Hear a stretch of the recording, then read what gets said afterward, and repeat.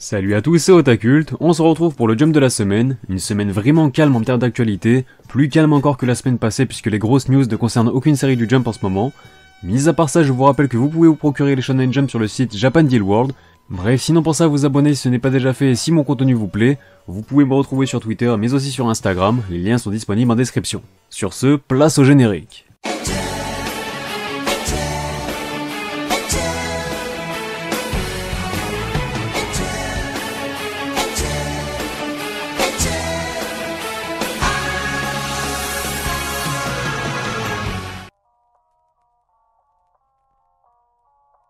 Tout d'abord, commençons par la partie hors classement. Cette semaine, la couverture revient encore à Blue Box afin de récompenser sa popularité croissante, et c'est même la troisième fois qu'il y a à droit depuis son lancement.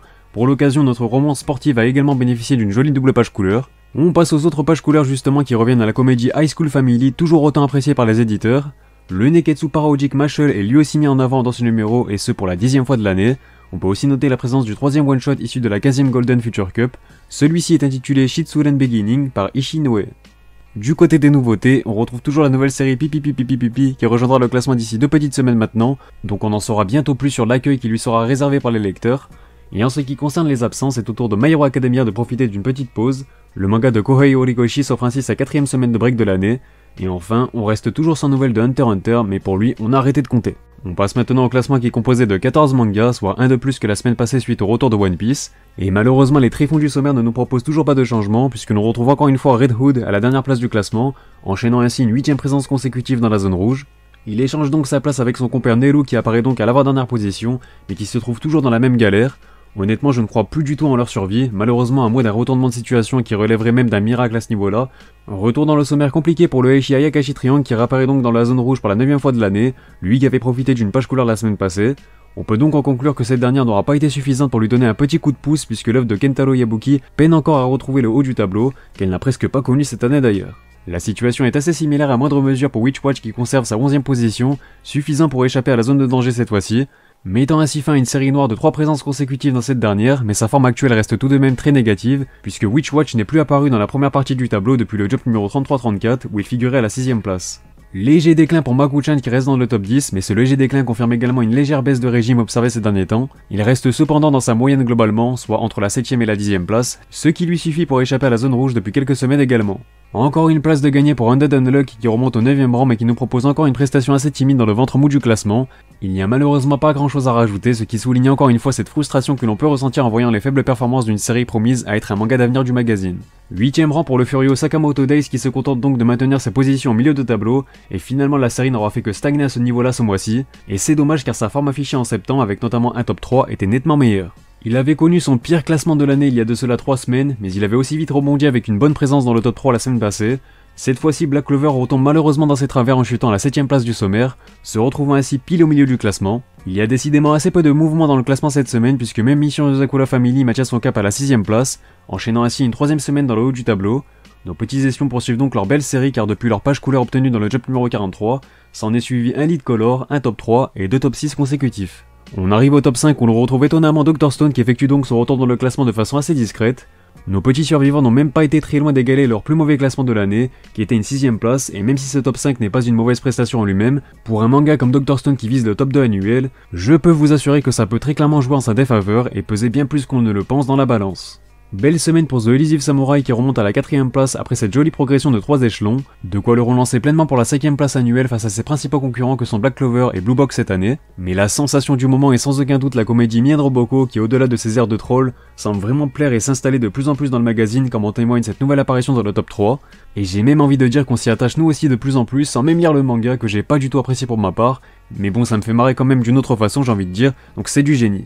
Il est devancé par le pilier Jujutsu Kaisen qui confirme son retour en forme en enchaînant avec une 3ème présence consécutive dans le top 3 malgré le fait qu'il est contraint de délaisser son trône cette fois-ci. Et ce au profit de nos pirates de One Piece donc qui effectuent leur retour de la plus belle des manières en s'emparant de la médaille d'or pour la 15ème fois de l'année déjà. C'est simple comme souvent, personne ne fait mieux. Sur ce, on enchaîne avec les informations concernant le Jump numéro 48, dont le lead color reviendra à Sakamoto Days, histoire de remettre en avant une série un peu dans le mal en ce mois d'octobre comme je le soulignais précédemment. Les autres pages couleurs reviendront quant à elles à 2 autres séries moins en vue également, à savoir Undead Unluck, mais aussi Witch Watch, seulement 3 semaines après sa dernière mise en avant pour sa part. A noter qu'on aura encore la présence d'un one-shot issu de la 15e Golden Future Cup, le 4ème, à savoir Snow Smile de Kojiro, avec une page couleur lui aussi. Et vous pouvez surtout noter que les mangas Jujutsu Kaisen ainsi que Mashle seront en pause la semaine prochaine, leur retour est prévu dans le Jump numéro 49. On passe à l'actualité et on va commencer par l'actu manga avec une news qui est tombée ce matin. Les éditions Kiun ont annoncé un coffret collector pour le tome 13 de Jujutsu Kaisen, prévu le 3 février. Ce dernier sera proposé au prix de 17,55€ et contiendra notamment le tome 13 avec une couverture réversible, le premier roman de la série, un marque-page et un ex-libris. Mais l'actualité de Jujutsu Kaisen ne s'arrête pas là puisque le manga fera la couverture du numéro du Jump Giga de cet hiver afin de faire la promotion de la sortie de son film. J'en profite pour revenir sur le numéro de cet automne avec une belle cover aux couleurs de My Hero Academia, mettant en lumière Bakugo cette fois-ci. Un poster de la série est également offert avec le célèbre trio au premier plan. A noter que la pépite Blue Box a elle aussi eu droit à sa mise en avant dans le Jump Giga avec un joli poster également. Dans le même esprit, le 12e numéro du Saikyo Jump inclura des posters aux couleurs de Mashle, Undead Unluck ainsi que Sakamoto Days. Très peu de sorties françaises cette semaine également puisque je ne peux que vous mentionner la sortie du 5e opus de Mashle toujours disponible chez Kazé, mais vous pouvez malheureusement aussi noter que la sortie du 2e volume d'Undead Unluck, initialement prévue pour le 5 novembre, est reportée au 19 novembre prochain chez Kana. On passe à l'actualité des titres de Manga Plus puisqu'on en a appris que le manga Spy Family avait désormais atteint la barre des 12 millions de copies en circulation en incluant ses 8 premiers volumes. La couverture de ce dernier a notamment été dévoilée à cette occasion, il paraîtra le 4 novembre prochain au Japon. Mis à part ça, toujours pas de nouvelles concernant Chainsaw Man, mais son auteur Tatsuki Fujimoto continue de sortir des recueils d'histoires courtes qu'il avait publiés par le passé. Voici donc la couverture du dernier en date, intitulé Tatsuki Fujimoto Short Stories 22-26. Du côté de l'actu animé, c'était encore plus calme cette semaine, mais je peux tout de même vous annoncer que la saison 3 de Food Wars est désormais disponible en DVD et Blu-ray, proposant une version française et une version originale sous-titrée chez Kazé. Voici également le chara-design du personnage de Rika, et c'est la seiyū Anazawa Kan qui lui prêtera sa voix pour le film Jujutsu Kaisen 0, prévu le 24 décembre prochain pour rappel. Place au point vente pour conclure avec le Top Shoseki de la semaine du 11 au 17 octobre 2021, et on commence directement avec le 5e volume de Mien Roboko cette fois-ci, puisque les autres sorties qui le précédaient ne figurent pas dans le Top 500 cette semaine, ce qui fait que leurs chiffres ne sont pas disponibles non plus. Le petit troll du Jump a en tout cas ajouté plus de 3700 unités à son compteur, dépassant tout juste les 21 000 exemplaires vendus en 14 jours. Et pour une comédie, l'écart ne semble pas si grand entre elle et Mission Osako la Family, dont le tome 10 peine encore à faire décoller la série. 10 tomes c'est énorme, ça représente plus de 2 années de publication, donc encore une fois, arriver seulement à un peu plus de 35 000 exemplaires en 2 semaines, c'est vraiment faible pour une œuvre dans un registre d'action du Shonen Jump. Le constat reste encore une fois relativement similaire avec Undead Unluck, qui possède tout de même 2 volumes de moins et donc une marge de progression encore possible. Cela dit, son tome 8 affiche lui aussi un score très moyen comme nous montrent ses 37 718 copies écoulées. Il est même en retard sur son tome 7 qui en était à 38 266 copies écoulées en 10 jours, donc on ne parle même plus d'une progression à l'heure actuelle. Le 6e volume du Eishi Ayakashi Triangle totalise de son côté quasiment 53 000 unités à son compteur, auquel il a ajouté pas loin de 9 000 exemplaires cette semaine. On enchaîne avec le second volume de Blue Box qui est contraint de sortir du top 50 Oricon, mais qui continue surtout de nous proposer de très bonnes ventes. 88 100 copies vendues en 2 semaines, c'est tout simplement une superbe prestation pour la nouvelle pépite du Jump. Et pour conclure, place au top Oricon de la semaine du 11 au 17 octobre 2021 également, que l'on entame encore une fois avec le 100e volume de One Piece qui enchaîne une 7e présence consécutive dans le top, suite à ses 12 917 unités écoulées cette semaine, une semaine avec des scores assez faibles dans l'ensemble tout de même, mais suffisant pour lui valoir cette 48e place et d'avoisiner les 1,8 million d'exemplaires vendus au total. 41e rang pour le 4e volume de Kaiju numéro 8 qui continue logiquement et progressivement son déclin en ajoutant tout de même encore 14 455 unités à son compteur, ce qui lui permet de dépasser la barre des 700 000 copies vendues, ce qui reste dans la parfaite continuité du volume précédent, même si on n'observe pas spécialement de progression.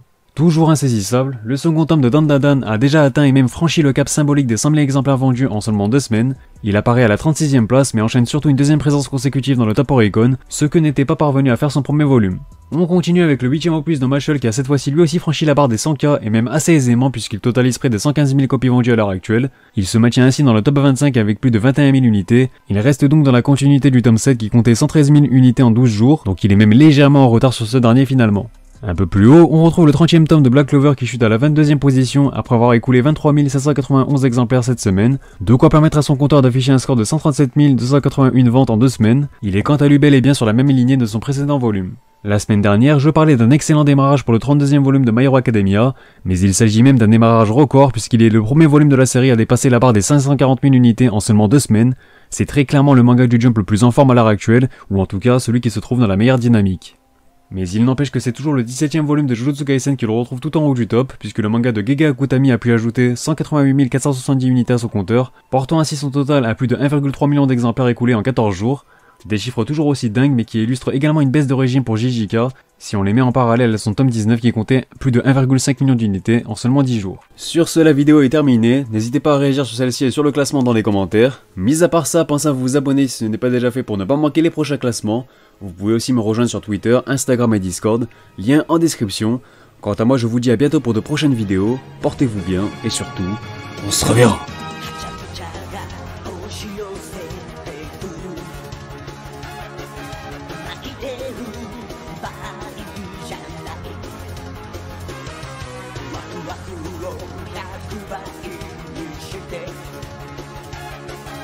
パーティーの主役になろう」